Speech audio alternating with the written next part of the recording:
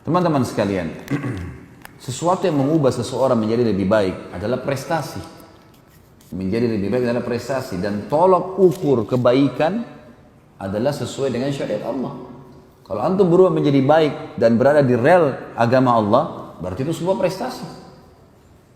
Yang bukan prestasi teman-teman kalau kita terus dalam keadaan buruk.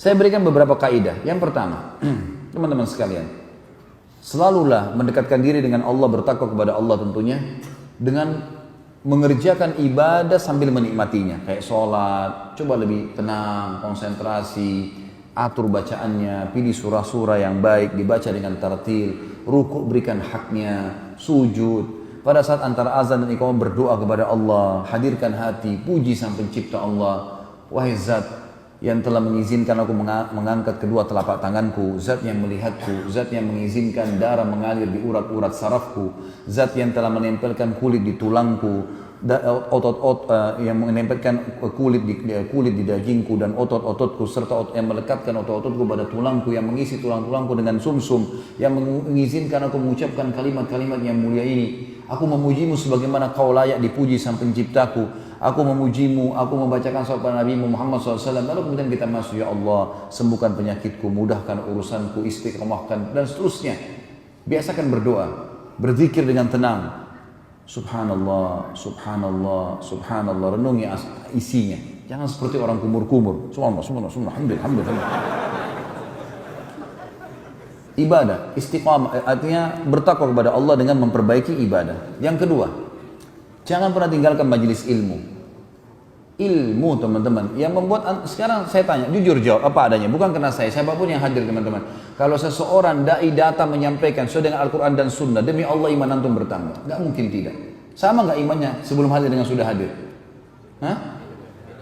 Beda, pasti beda. Karena yang kita dapatkan memang wahyu, dan targetnya memang mengubah, menambah keimanan. Maka majelis ilmu harus teman-teman, tidak bisa tidak. Gak boleh ada hari tanpa ilmu ini. Yang ketiga, atur sebuah kaidah penting. Dalam jiwa kita ada hal yang berpengaruh. Perasaan dan akal. Perasaan dan akal. Jadikan perasaan antum tunduk dengan akal. Jadi gini, misal perasaan antum ingin sekali makan bakso tapi di Jawa Timur. Perasaannya begitu. Hadirkan perasaan itu dengan akal. Fikir. Nanti akal itu fungsinya teman-teman. Kalau kita hadirkan sesuatu dengan akal, kita coba fikirkan. Akal itu akan memberikan banyak opsi. Tapi jauh. Biayanya, waktunya. Udahlah, makan bakso di sini aja di Balikpapan. Akal akan biar begitu. Lalu akal dikontrol oleh syariat. Jadi perasaan ditundukkan dengan akal, dikontrol dengan akal. Setiap ada perasaan apapun, kontrol dengan akal. Nanti akal majukan ke syariat. Seseorang anaknya meninggal, perasaannya sedih. Hadapkan itu dengan akal. Fikir. Maka akal akan memberikan opsi. Ini sudah mati, mau nangis, mau teriak, nggak bisa hidup. Harusnya begini, harusnya begitu. Lalu akal dikontrol dengan syariat. Ini penting kaidahnya. Ini teman-teman, kalau antum jadikan prinsip hidup, akan sangat memecahkan banyak masalah. Kadang-kadang kita terbawa perasaan mengalahkan akal, mengalahkan syariat.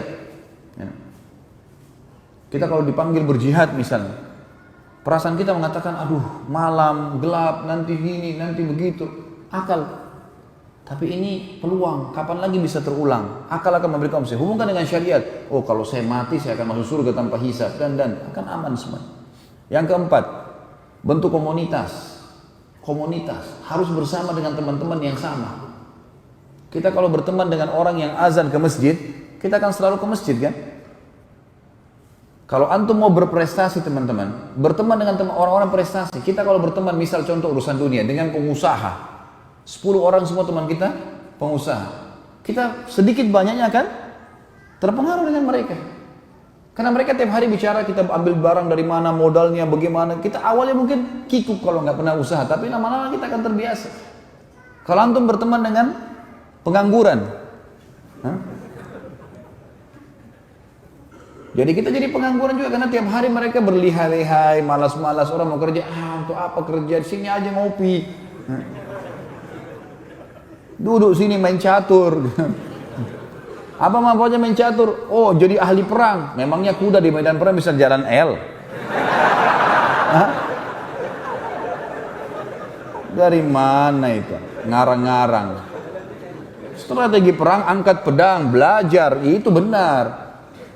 Lempar tombak, bukan main itu. Buang-buang waktu berjam-jam di pinggir jalan, tidak ada manfaatnya. Gitu. Jadi kita kalau bergaul sama orang prestasi, kita prestasi. Saya pernah pengalaman pribadi teman-teman waktu di Madinah.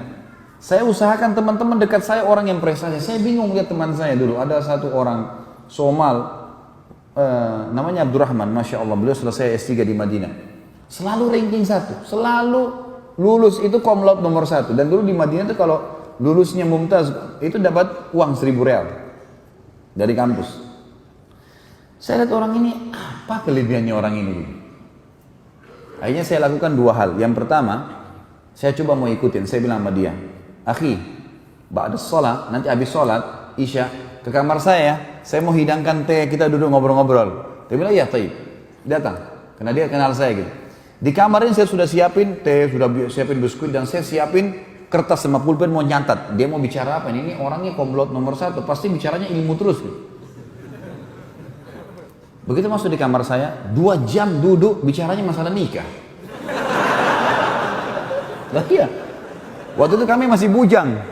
Nanti kalau anak menikah sama ini perempuan begini, hak mubah bicara masalah pembicaraan, tapi 2 jam ini bicara. Saya pikir tadi mungkin kita kembali ke rujukan kitab ini, syekh ini, buku ini, tulisan begini di halaman sekian. Saya udah nggak ada tulisan.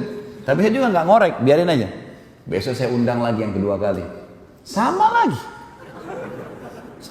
Ini berarti orang ini biasa. Saya ubah sekarang. Saya coba ke kamarnya.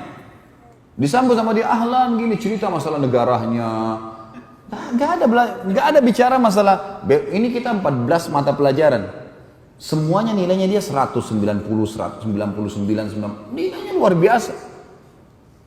Apa sih prestasinya orang ini? Saya lakukan yang kedua. Di kampus, di kelas. Dia jalan, saya jalan sama-sama. Begitu masuk kelas, sebutlah satu kelas sama saya. Saya dapat rahasianya di situ ternyata teman-teman sekalian. Jadi ini kita lihat orang yang berhasil, ikutin, coba lihat. Hasilnya luar biasa. Saya lihat di kelas, dia kalau masuk dosen, 5 dosen satu hari, dia duduk, dia ambil meja itu, dia duduk di depan sekali. Kalau dosen sudah datang, lalu kemudian dia konsentrasi. Banyak teman-teman nggak perhatikan, karena saya memang kejarnya mau target dia, saya duduk di belakangnya. Saya lihat orang ini buat apa? Diambil pulpen sama kertas, dosen ngomong. Masuk materi usul fikih misalnya, dijelaskan tentang perkataan Imam Malik, ya, perkataan ahli Madinah bisa jadi hujjah dan seterusnya, ditulis sama dia. Setiap syekhnya sudah jelaskan sesuatu, dia bilang, sebentar syekh, yang anda jelaskan tadi itu seperti inikah maksudnya? Ini yang saya fahamin. Tak diterangin sama dia. Setelah itu dia bilang, benar nggak syekh? Syekhnya bilang benar, sudah begitu yang saya maksudkan. Tapi dia pakai terangkan dengan caranya dia. Baik, kalau saya jawab ujian begitu bisa nggak? Bisa. Oke, baik, jalan. Jadi dia ini di kelas teman-teman seperti dia sama dosen saja. Yang lain ini tidak dipedulikan sama dia. Dia belajar, tanya terus. Di belakang ada yang tidur, di sana ada yang tidur. Dan subhanallah, karena dia buat itu, jadi dia tulis di bukunya seperti apa yang dia fahamin dan dosen sudah ACC kan. Itu subhanallah, hari ujian, buku tulisnya difotokopi sama orang-orang. Semua mahasiswa banyak yang fotokopi, dibaca bukunya. Saya jadi berpikir, berapa banyak pahalanya ini orang ini. Karena bukunya ditulis kan tebal, banyak tulisan dan 14 mata pelajaran, hampir semua ditulis. Kemudian saya lihat, oh ini pahalanya besar sekali, sampai bukunya itu ditaruh di tempat fotokopian, orang tinggal tanya, buku tulisnya Abdurrahman. Nah, orang fotokopian sudah tahu. Oh iya. Saya coba buat sama, saya coba ikutin orang ini. Begitu masuk kelas, dia di sana, saya di sini. Dia bertanya, saya bertanya. Apa yang dia buat, saya buat, ciplak saja. Tapi memang bertanya yang tidak paham ya. Bentar syekh, gini syekh, dialog. Sampai akhirnya ada materi, ya kebetulan ini karena saya senang sekali dengan sirah, yang makanya saya susun. Sirah ini ada dosen datang, beliau aslinya Afghanistan, aslinya tapi sudah warga negara Saudi. Beliau memang ketua waktu itu ketua bidang sejarah di kampus di fakultas saya gitu, fakultas dakwah. Beliau bilang tulis semuanya, tulis. Jadi saya tulis, apa yang saya tulis. Awalnya teman-teman sekalian saya kegugupan juga nulis. Jadi kadang-kadang masih berantakan. Sampai mungkin 3 bulan lah saya adaptasi. 3 bulan itu, alhamdulillah setelah 3 bulan saya bisa nulis ayatnya pakai tinta warna merah, tulisan umumnya pakai warna hitam. Gitu kan. Sudah rapi. Sampai waktu dosen itu mau ujian, dia bilang, karena dia datang cuma ngobrol aja masalah sejarah. Dia bilang sama teman-teman di kelas, kampus, siapa yang nulis materi saya selama 1 periode ini? Semua angkat tangan, saya juga termasuk teman-teman angkat tangan. Kemudian dibawa sama dia di rumahnya, lalu dia kembali. Lalu dia bilang, subhanallah kalimatnya dia bilang, yang bisa saya referensikan ini, punyanya Basalamah nih, buku tulis. Padahal itu waktu itu ada bukunya si Abdurrahman. Gitu kan. Direferensikan untuk difotokopi, fotokopi untuk dibaca gitu. Waktu hari ujian, itu buku saya sama bukunya Abdurrahman, dua-duanya sama-sama. Difotokopi orang-orang. Gitu kan. Dan pada saat lulus, nilainya sama nilai saya tidak jauh. Sama-sama, betul dia masih lebih tinggi dari saya, Masya Allah, tapi sama-sama dapat 1.000 real. Sama-sama lulus dengan mumtaz gitu kan. Oh ternyata caranya cuma dekatin orang prestasi. Kita dekatin pengangguran jadi pengangguran. Saya di Jakarta berteman sama, saya kalau ketemu orang ini prestasi nggak dia? Gitu. Saya ngobrol sama dia, ada manfaatnya nggak? Mungkin urusan pendidikan anak kah, usaha kah, masalah keimanan kah? Kalau duduk ngobrol kosong untuk apa? Apa manfaatnya? Harus seorang mukmin punya nilai, detik hidupnya mahal gitu. Jadi antum harus bentuk komunitas. Kalau satu orang jalan dengan baju koko, sendiri dengan kopi, ya dia masih malu. Tapi kalau dia jalan dengan 5 orang sama-sama semua penampilannya.